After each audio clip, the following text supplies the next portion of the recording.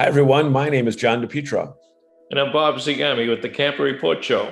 Bob, today's show is special because we've got so much for campers to learn. And I'm talking with the RV blogger. Actually, it's the RV bloggers, Mike and Susan. They've got a ton of information for new people just starting out in their camping. Well, that kind of goes along with my interview. I've got Stacy Ritchie Roman from Wholesale Warranties. They sell directly to the consumer, different types of warranties for your RV. So those stories, plus all the news from our friends at RV Business in Woodalls, right after this on what, Bob? The Camper Report Show. Sleeping on the short RV queen topper is as comfortable as sleeping at home. Now that we have the topper on there, it's made all the difference. It's really comfortable. And the comfort comes from the fact that it's not too firm, nor is it too soft.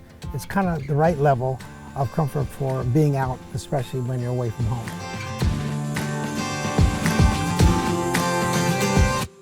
Hey, everybody, it's John DePietro. I'm here with Bob Zagami, and we've got all the RV news of the week. And Bob, this week our news is a little bit different because, you know, the name of the show is the Camper Report Show, and we're going to talk about camping.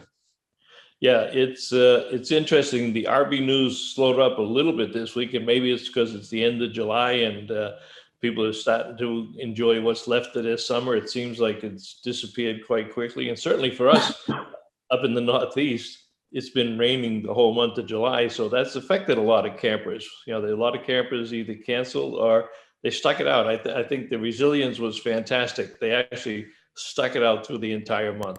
Yeah, we had an opportunity to camp up in the great state of Maine, and everything worked out perfectly. But we did talk to some campers that had endured some torrential rain a few days before. So we're always happy to get there when it's nice and dry. And speaking of camping and campgrounds, our friend Ben Quiggle, who's the editor-in-chief of Woodall's Campground magazine, has a story that was written by our friend Mike Gast from RV Travel about places, cities and towns throughout the United States, at least 8 of them, that are doing a big pushback on new campgrounds that want to be built or expanded in that marketplace. And it's very interesting. Yeah, you know, I read that and it hit me perhaps a different way than it did most people. It wasn't that it was negative. It's certainly true that a lot of towns are pushing back on RV parks, but I think the industry has to take responsibility for that. We have, through the Go RVing campaign and through the materials from these large developers like Blue Water, companies that are building large resorts, we have to change the image of what a campground or an RV park is and who are the visitors to a campground and an RV park and the economic impact that they bring to the communities that they service. And I think economic impact is the major thing here. Let's go back, because I think that one of the major complaints that the abutters have is traffic. But the reality of it is that it's not everybody coming and going at the same time. It's not like a drive-in theater where everybody would come at the same time, or, you know, a concert where everybody would come at the same time. People dribble in and out all week long and come and go at different times of the day. But that whole thing about economic impact, keep in mind one thing. When an RVer enters your marketplace, your city or town or region, they don't just come and spend $50 or $100 to camp overnight and then stay at the campground.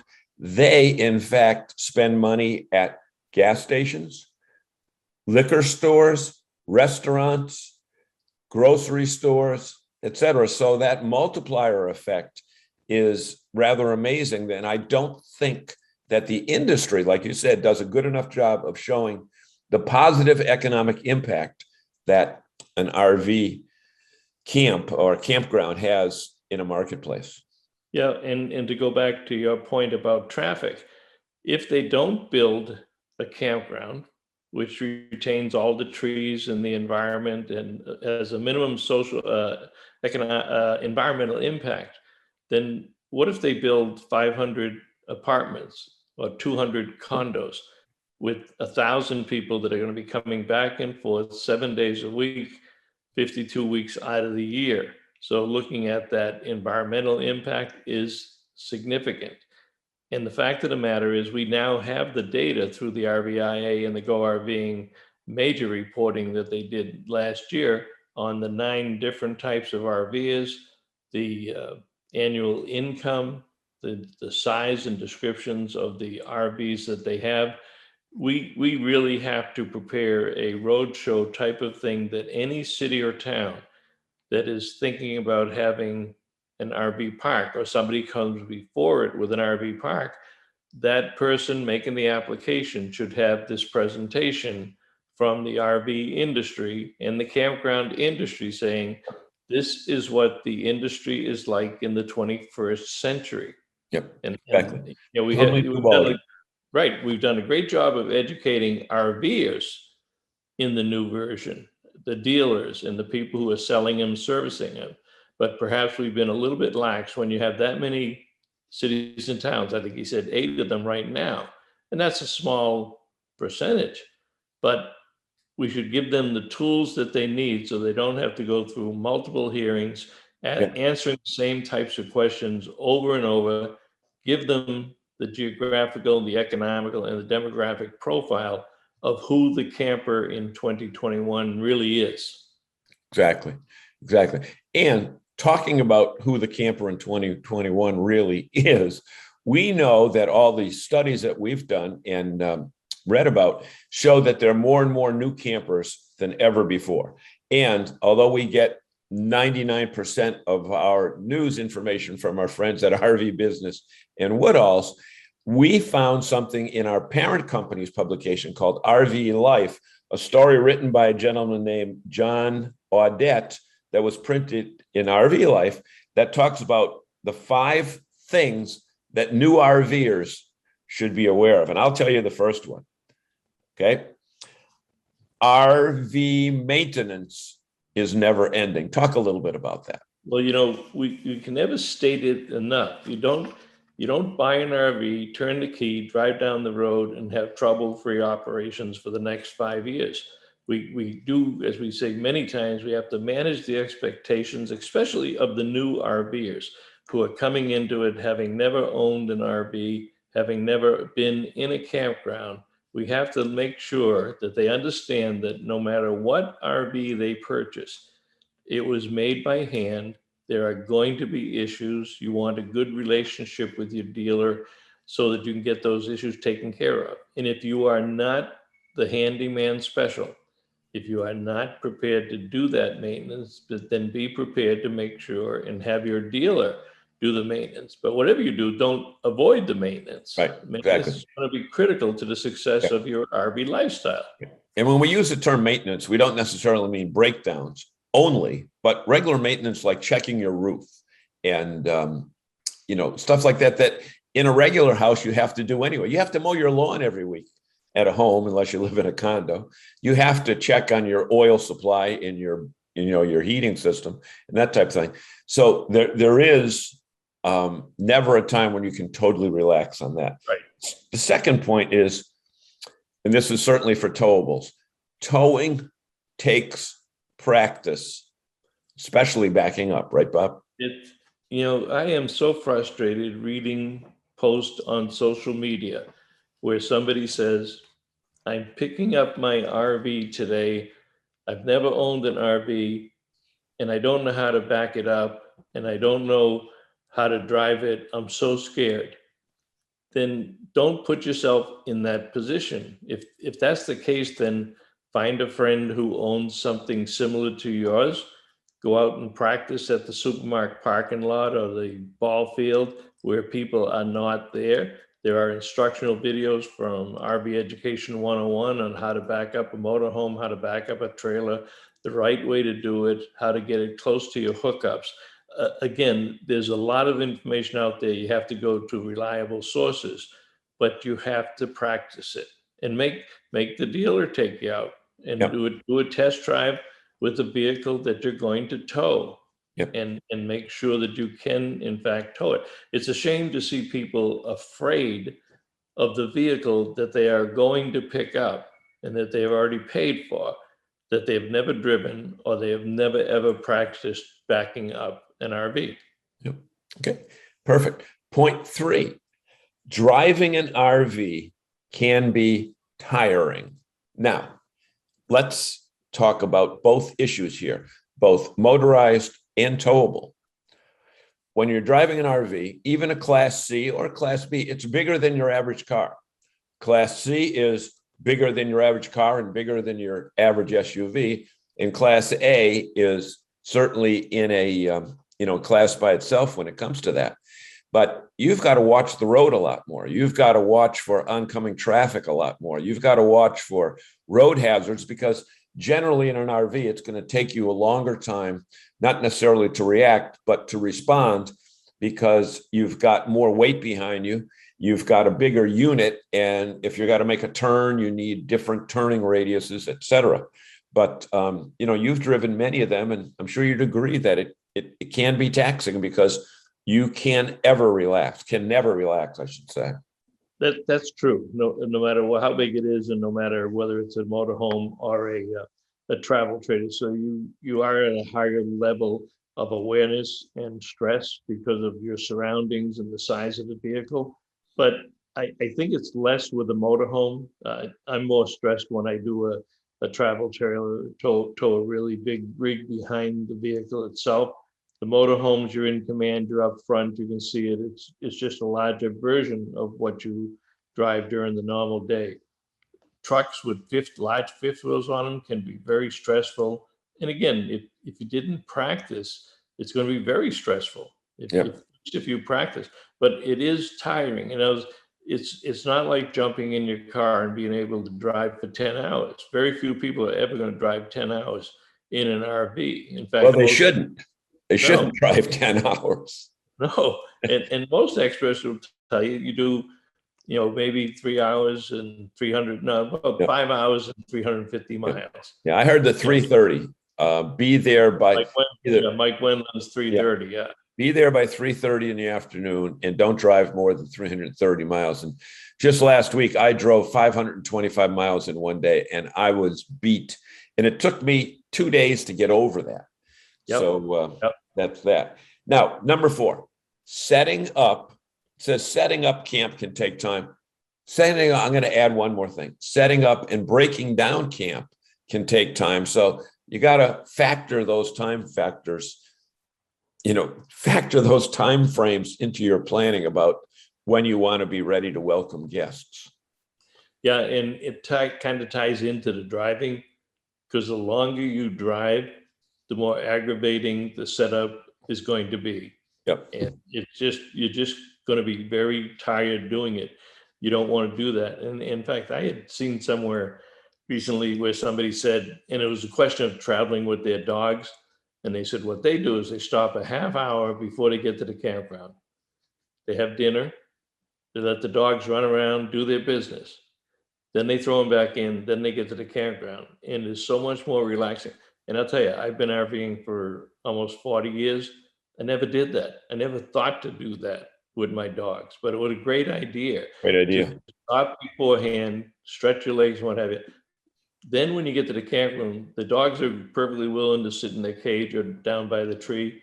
Your wife will do, your spouse will do things outside, and you get the unit set up, and it's almost trouble-free. So that tip was invaluable. Yeah, exactly. And you know what? We've given 4 tips, and they all are somewhat on the negative side. But when you add all those 4 up together, the 5th tip is the RV life is a good life, because you kind of feel, number 1, you got there safely. And number 2, you got set up. And now you can sit back. I don't care whether you're in a city setting or, way out in the middle of nowhere. I don't mean city downtown, but in a rural setting. That campfire is magic. Yep. And I think the article is very good in that he put that in at number 5. Because if that was number 1, saying, hey, the RV life's a good life. Then you give 4 negatives. Tell them 4 negatives about it.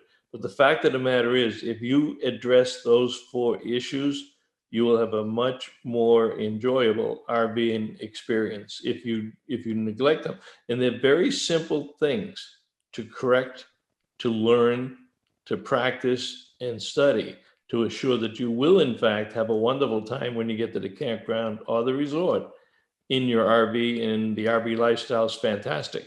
Exactly. So we want to thank John Audette for penning that story and let you know that you are watching the Camper Report Show, and stay with us because we've got two great stories coming up right now. Again, whereabouts, Bob?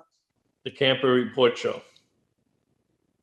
Mike here from RV Blogger. Don't waste hundreds of dollars on an external GPS for your RV. All you need to do is download the RV Life app right onto your phone. This app is so cool. It has RV GPS built right into it. So you can load all the specific measurements and weights for your RV. It'll give you directions safe for your RV to follow. And by the way, if you have RV Trip Wizard, directions for your trips upload into this GPS automatically.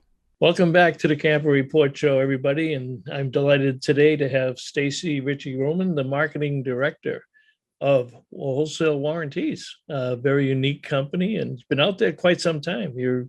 I won't say you're the best kept secret in the RV industry because you're very popular at the consumer level. So welcome to the show, Stacy. Glad to have you. Thank you so much for having me on. I'm excited to be here. Tell us a little bit about the company. It's been out there a while, and the company and the philosophy that you came to the marketplace with.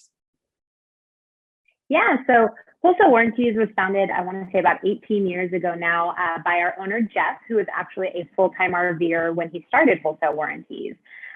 He had some background in setting up dealers with extended warranties, sort of that classic way as an agent.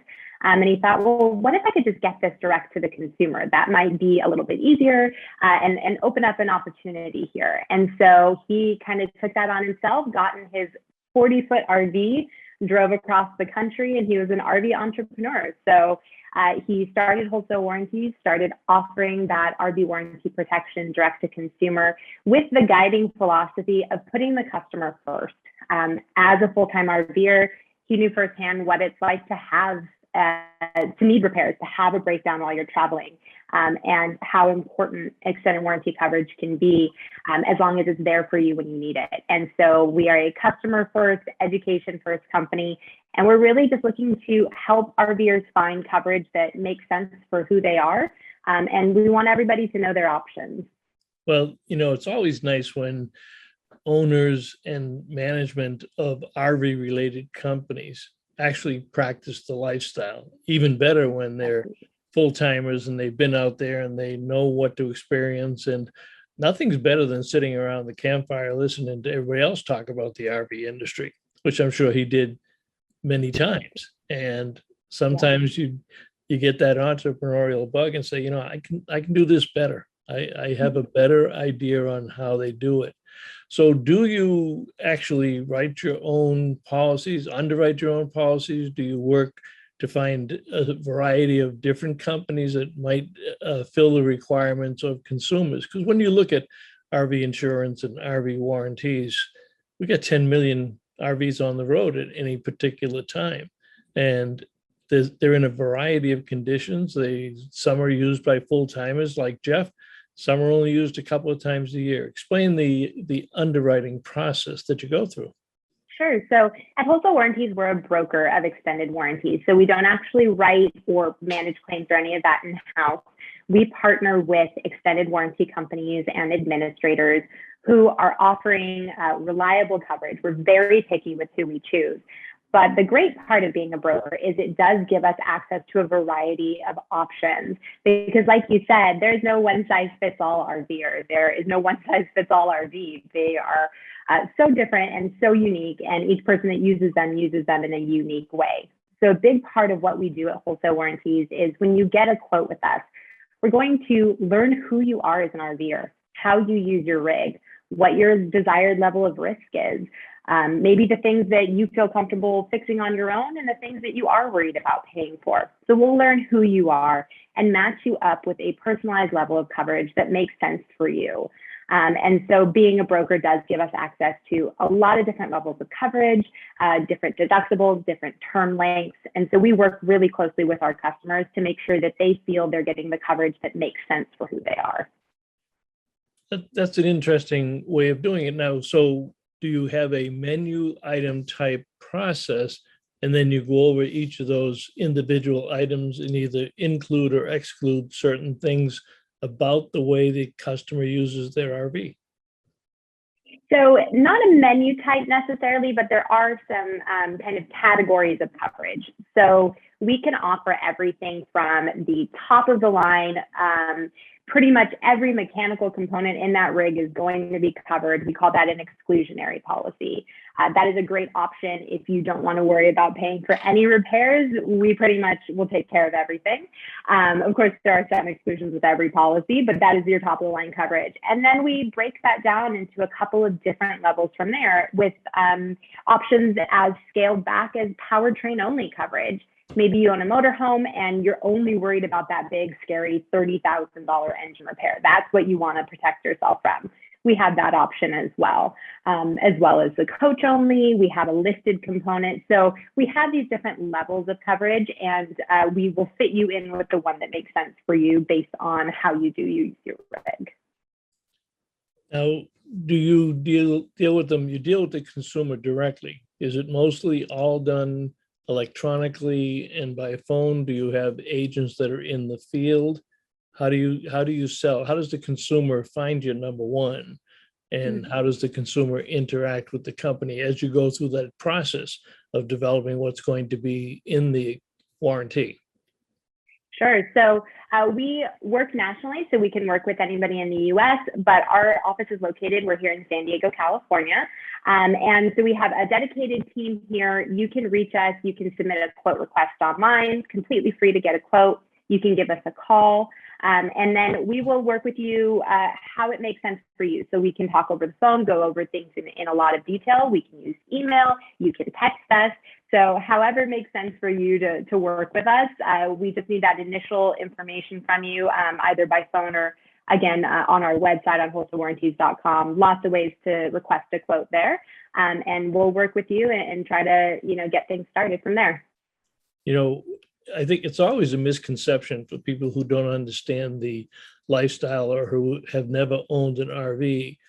And they think that because they're so big, that they must get into a lot of accidents. But I think historically, our industry has shown that some of the best drivers out there are RVers. The claims are very low. Go into that process, especially now with the number of first-time RVers coming into the marketplace that don't know what you know in the time that you've been there, or certainly myself being in the industry for years. Talk about the first timers, why it's important for them to talk to you. Sure, and that's actually a really good point. So we are different than comp and collision insurance. So your accidents, your weather damages, physical damage, that's going to go through your normal RV insurance that you're required to have. An extended warranty or an extended service contract is really a different layer of protection altogether, and why it's so necessary. These rigs, amazing as they are built by human hands, and they are withstanding a lot of force when they are traveling down the road. They're bumping around. There's just a lot going on. And so all of that wonderful stuff inside that makes it so comfortable and amazing to camp in an RV, it's under a lot of stress. And so those things break down, and that's going to be mechanical working components on your rig. This is what we're designed to help you pay for. And so when your refrigerator fails, when your air conditioning, your slide out mechanisms, everything from your engine down to your microwaves, mechanical components, when those fail, we will step in to pay for those repair bills, and you just pay us a deductible. So what we're there for is those repair bills, those mechanical components that break down. And why it's so necessary, not only do they break down, but the cost of that repair is going up. You mentioned the big boom in RVing, which is amazing. So happy to have more people in the community. But that means that there is a bigger stress on the RV repair industry. And so we're seeing labor rates go up, the cost of parts is going up. And so that means the cost of overall repair is just going to continue to go up to meet the demand that's out there. And so we're here to step in and help you pay for the cost of repairs to those major mechanical components that you rely on to make RVing as enjoyable as it is. That brings up a couple other questions. Do you recommend people take the extended warranty on day one as soon as they buy a new RV? Or in the case of a pre-owned RV, do they have to do it as soon as they make the sale? Or how long after the sale? At what point do you say, no, we're not going to provide an extra warranty? That must come up in some conversations. Absolutely. And so that's another great thing about the business that Jeff has built here, and that direct to consumer broker style business that we have. We have a lot of options. And so, yes, we can absolutely offer when your rig is brand new. A lot of people are kind of concerned because you're kind of doubling up coverage, right? You have that manufacturer warranty. But a tip that we'll tell you is you're never going to get a less expensive or a longer term on your warranty than when it's brand new. So our underwriters who are pricing the policies, they know that they're probably not going to pay a whole lot of claims up front because of that first year of manufacturer warranty. So it's a steal to get those extended warranties right when your rig is brand new. But you don't have to do it right then. And if you're buying maybe from a private party or even a dealership, a used unit, maybe you've owned your rig for a while and it's coming out of manufacturer warranty, we can still offer you a policy at that time. So right now we can actually go back as far as 20 model years on a motorhome and 15 model years on a towable RV. So we can offer from brand new, we're in 2021 right now, so that puts us all the way back to 2001. We can actually get you coverage there. So we have a very wide eligibility options available. And so we are here to kind of help you at whatever point you're at in your RV journey. Stacy, this is fantastic information. I'm sure our viewers are going to really appreciate it and get in touch with you. We'll put all of your contact information down below. Our guest this morning has been Stacy Ritchie Roman from Wholesale Warranties, and we'll put the links to the company and the website, and hopefully a lot of folks will get in touch with you and learn more about wholesale warranties and learn how they should and will be able to protect their RVs. Awesome. Well, we look forward to helping you out. And again, quotes are free, so it never hurts to know your options, right? Give us a call. That's right. All right, Stacy, thank you very much. Thank you. I'm Jesse from Outsiders Calling, and I love adventurous family travel with my wife Jenny and our son Tucker. For over 3 years, we've RV'd across the US and Mexico, and it's tough to find places that meet all our needs. Now we plan our trips with the RV Trip Wizard, pull it up in the RV Life app, select it, and go. It helps us discover amazing new places to grow together as a family. RV Trip Wizard with the RV Life app is an awesome trip planning combination. You can get both for one low annual price. Check out rvlife.com to learn more.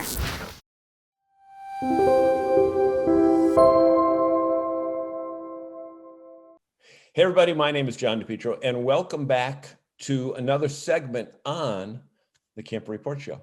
You know, the goal of the Camper Report Show, since we've been on the air for just over a year right now, is to educate our viewers about certain aspects of the RV business part of the industry, but also I get to have the fun stuff and deal with actual RVers that are making a difference in the industry and making RVing easier and more fun for you and me. And we have special guests today, and I say guests plural because they are Mike and Susan of RV Blogger, or some people would say the RV Blogger. In that case, you'd be the RV Bloggers.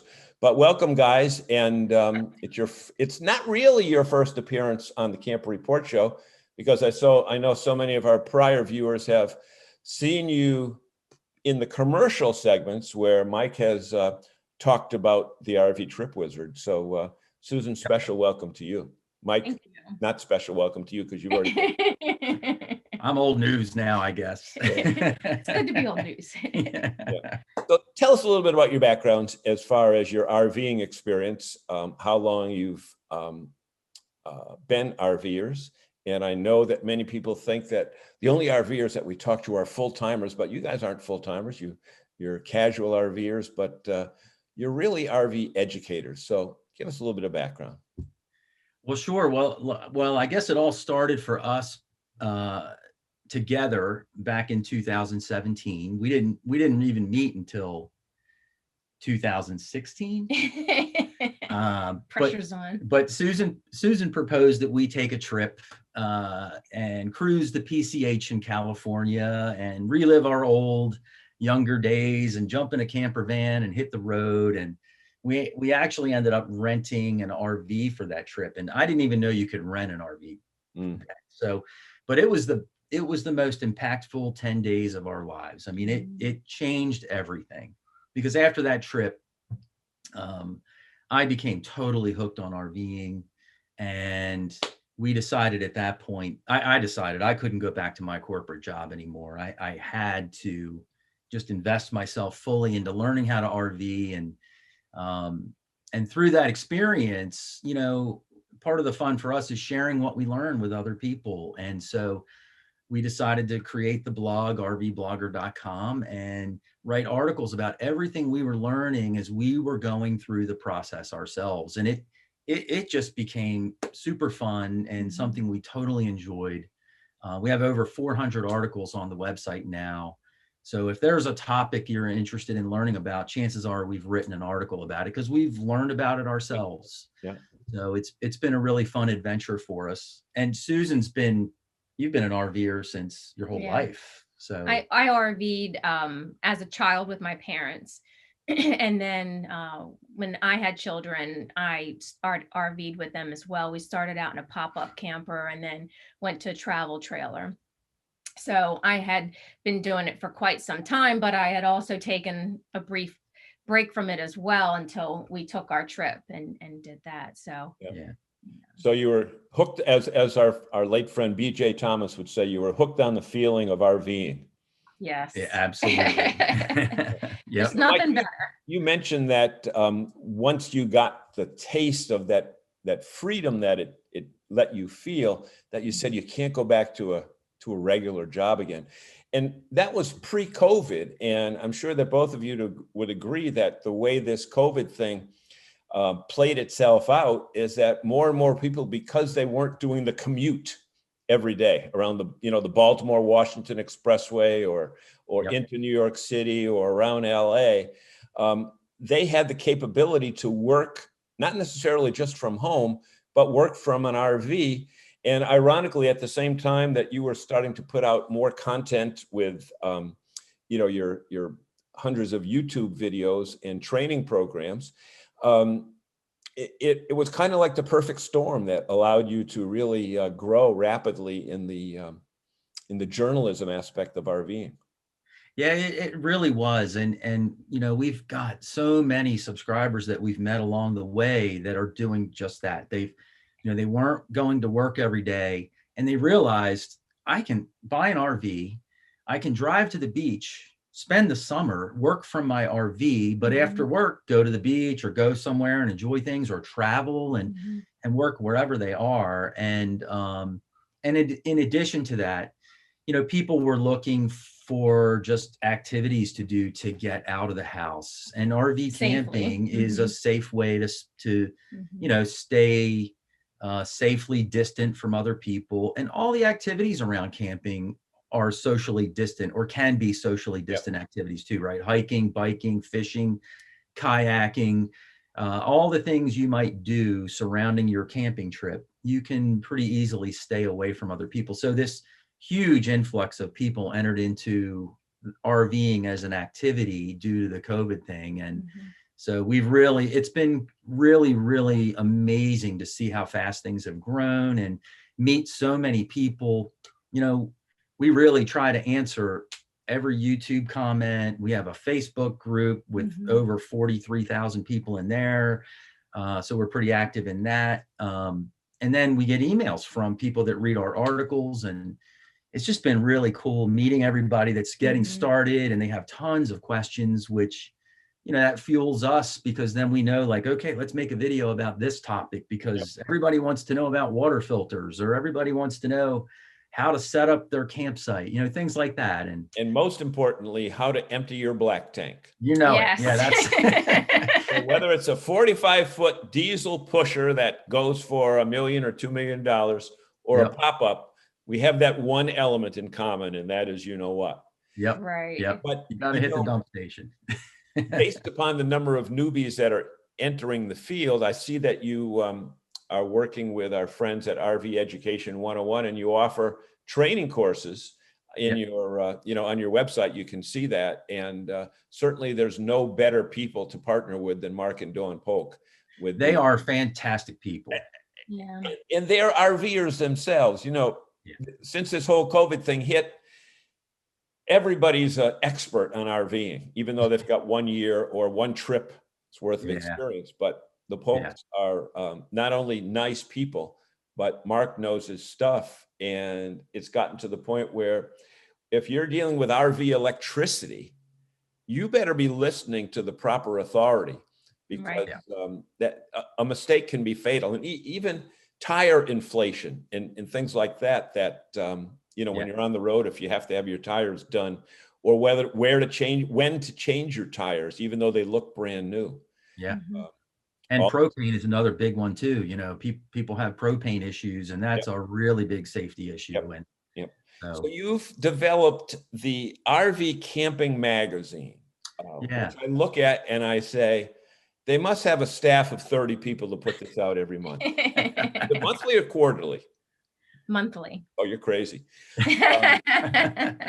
You're not going to be able to get much camping in once you get 2 or 3 issues under your belt. I know you've got at least 2 done now, but tell us a little bit about how the idea of a magazine, I mean, it's digital only, right? Right. Yes. You were smart enough not to go print. No. Yeah. We don't want to charge for the magazine. So it's digital only, and it's totally free. It's completely free for anybody that wants to subscribe, and digital allows us to be able to do that. So much content. I mean, there's 30 or 40 articles in each piece. Well, we load it up with articles, and the idea behind it is that we really wanted to find a way that would be fun and interesting for people to read.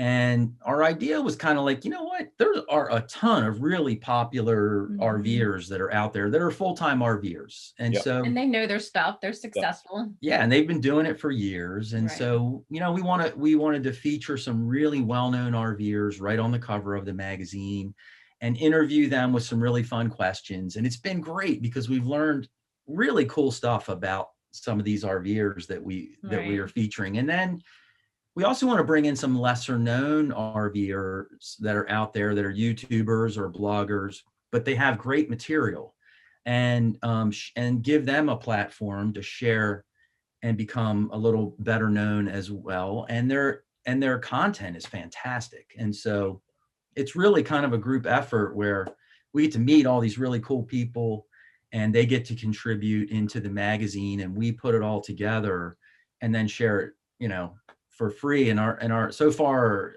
all the feedback has just been tremendous. We've been really it looks great. I mean, the design work is just phenomenal.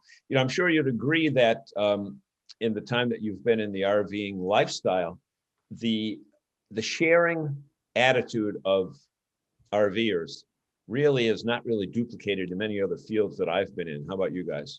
I agree. Yeah, I would agree with that as well. And everywhere we go, when we meet our neighbors, we introduce ourselves, or they'll come say hi to us. If anybody needs anything, we all share back and forth. If I don't know, if you ever had to raise your hood at a campground, you probably have 15 guys around you.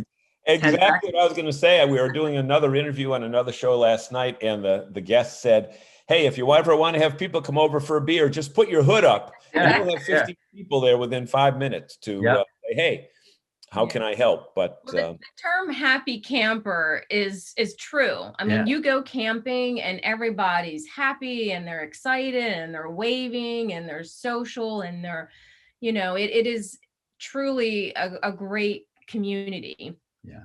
And so, when you also reach out to the full-timers or the more established RVers that do have websites or YouTube channels, they're the same, they're exactly the same. They really are. I mean, we are constantly engaging in one another, like, hey, I'm having an issue with this or an issue with that. And, we talk to one another, whether it's about Pinterest, whether it's about social media, so, it's just the same exact kind of community, no matter what. It's such that everyone that we've run across has been interested in sharing the lifestyle and the idea of family camping. And you know what, that's a topic of another sermon. Maybe if you'd be kind enough to come back with us and talk about different specific aspects, or when you've got a new issue coming out where we can talk with you that way there. Because interestingly, I look at our clock and I say, well, you know what, we're already overtime for this segment. I went fast. The longer we go on this segment means the less time Mike's going to have to do a commercial. What do you call it? The travel guide. What's it called? The Trip Wizard. The Trip Wizard. Thank you. So, with that being said, we have been talking to the RV bloggers. They are Mike and Susan, as you can tell. They're somewhere from Baltimore, Philadelphia, but they're definitely East Coast people. They're great people. And look for rvblogger.com. Yep. And look for their YouTube channel, which has over 80,000 viewers and so many great videos, some approaching 500,000. And I know that recently one of your videos just hit the 2 million mark, which means you've got great content out there, or you spend all night playing your own video just to get your That's right. Oh man, you found us out. Yeah.